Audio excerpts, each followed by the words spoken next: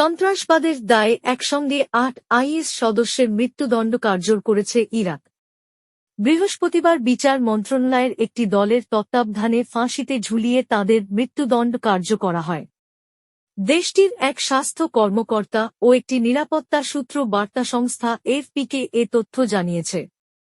এক মাসের কিছু বেশি সময়ের মধ্যে এ নিয়ে তৃতীয়বারের মতো দেশটিতে একসঙ্গে কয়েকজনের মৃত্যুদণ্ড কার্যকর হল।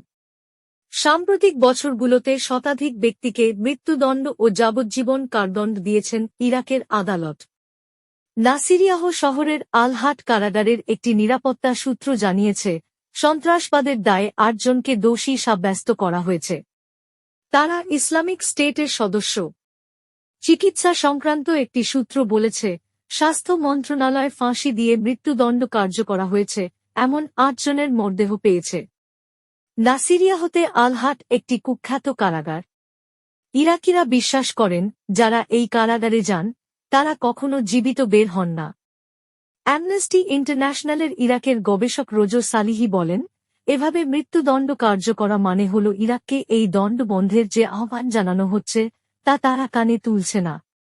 তিনি আরও বলেন, বছরের পর বছর ধরে অস্বচ্ছ বিচার প্রক্রিয়া ও মানবাধিকার লঙ্ঘনের প্রমাণ থাকা সত্ত্বেও মৃত্যুদণ্ড দিয়ে মানুষকে ফাঁসিতে ঝোলানো চলছে।